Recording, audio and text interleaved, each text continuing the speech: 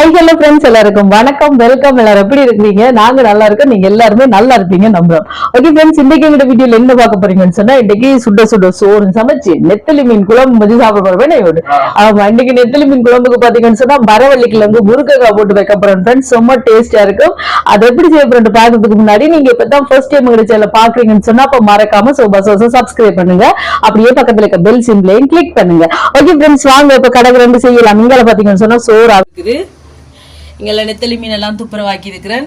வெங்காயம் எல்லாம் வெட்டியாச்சு. மாங்காயம் தான் போட்டு வைக்க போறேன். நுறுக்கங்காய் ஒன்று வெட்டி வச்சிருக்கேன். மரவள்ளி கிழங்கு பார்த்தீங்களா, அவிய வச்சு எடுத்து வச்சிருக்கிறேன். இப்போ வாங்க கடகடன்னு குழம்ப கூட்டலாம். இப்போ நாங்கள் குழம்ப கூட்டுவோம். மாங்காயம் முன்னாடியே போடுவோம். தக்காளி பழம், ஒரு தக்காளி பழம் வெட்டி வச்சிருக்கிறேன். பச்சை மிளகாய், உள்ளி, வெள்ளைப்பூடு, கொஞ்சமாக வெங்காயத்தை போட்டுட்டு பிறகு தாளிச்சும் போடுவேன். நான் முருங்கங்காய், புளி,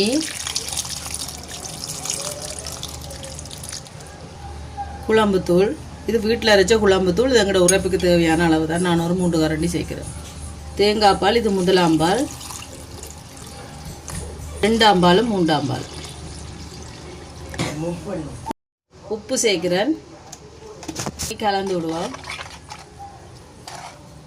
இப்போ கலந்து விட்டாச்சு. இனி இதை அடுப்பில் வைப்போம்.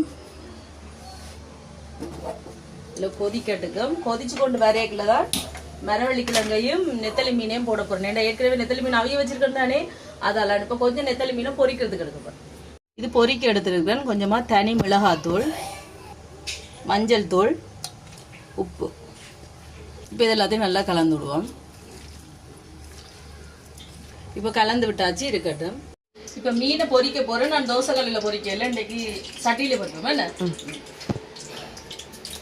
ஏன்னா தோசை கல் வைக்கிறதுக்கு இடம் காணாது, என்ன அதனால இதுலேயே டக்குன்னு பொரிக்கும்.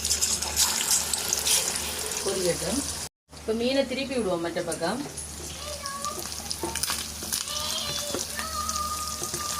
பொரிஞ்சதை திரும்ப மற்றது கொஞ்சம் பொரியும். இப்போ நெத்தலி மீன் பொரிஞ்சிட்டு எடுப்போம். இதுக்கு மேலே விட்டால் எரிஞ்சிடும். இப்படி இருந்தால் தான் நல்லா இருக்கும்.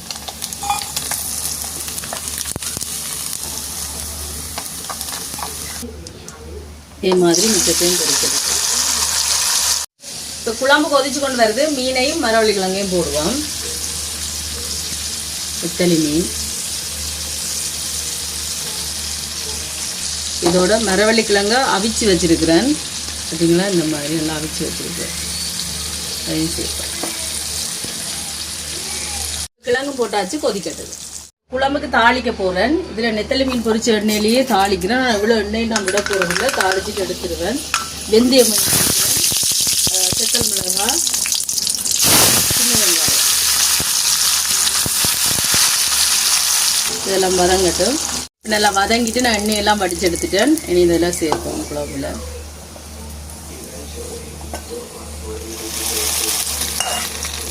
இப்போ குழம்பு ரெடி. ஆகலும் கிண்டக்கூடாது, நெத்தலி மீன் உடைஞ்சிடும். பார்த்தீங்களா, சூப்பராக ரெடி ஆகிட்டு. இதுக்கு மேலே வத்த வைக்கக்கூடாது. இவ்வளோ இருந்தால் இப்படின்னா தான் ஊற்றி சாப்பிட சும்மா செம்மையாக இருக்கும். இனி இறக்குவோம். கொஞ்சமாக மல்லியில் போடுவோம், மறந்துட்டேன். இனி இறக்குவோம். குழம்பு இறக்குவோம். இப்போ எங்களோட சுவையான நெத்தலி மீன், முருங்கங்காய், மரவள்ளி கிழங்கு 3 சொல்லலாமே என்ன, குழம்பு ரெடி.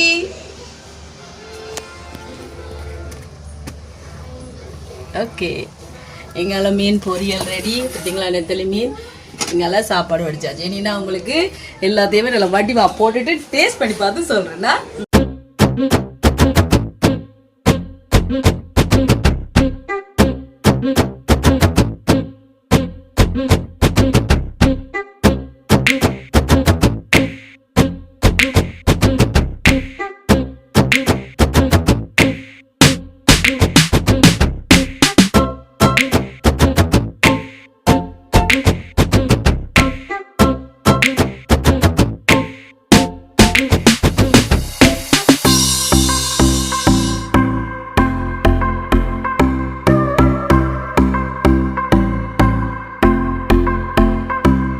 ஓகே ஃப்ரெண்ட்ஸ், இப்போ எங்களோட சூப்பரான சாப்பாடு ரெடி. நான் உங்களுக்கு டேஸ்ட் பண்ணி பார்த்து சொல்றேன்னா.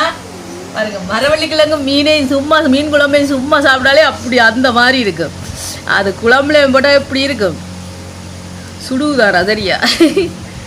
அதில் வடிவாக குழச்சிட்டு இங்கே பாருங்க நெத்தலி மீன் சுடுது இந்த இருக்குது. மரவள்ளிக்கிழங்கு இந்த பக்கம் மாறி இருக்கும் கொஞ்சம் இல்லைங்களா, சும்மா மாறி அவிஞ்சிருக்கு. ரெண்டையும் சேர்த்து இப்படி சாப்பாட்டோட சாப்பிடணும்.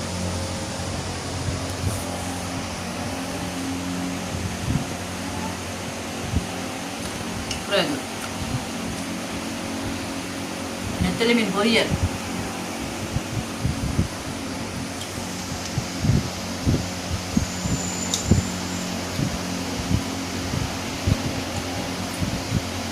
மாங்காய் பாருங்க வந்தீங்களா. இந்த மாங்காய் இப்படி சும்மா சாப்பிடவே நல்லா இருக்கும்.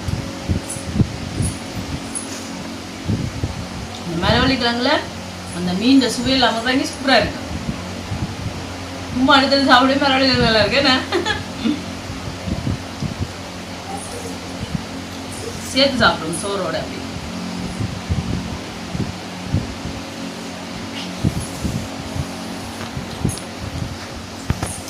சொல்லி வேற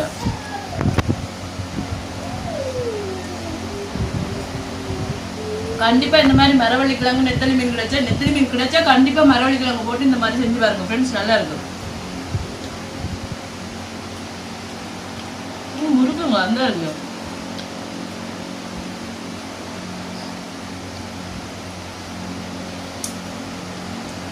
சரியா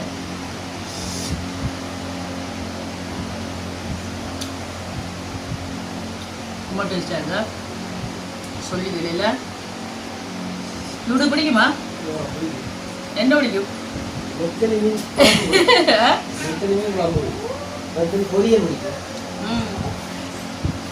சூப்பரா இருக்கு மரவள்ளிக்கிழங்கு.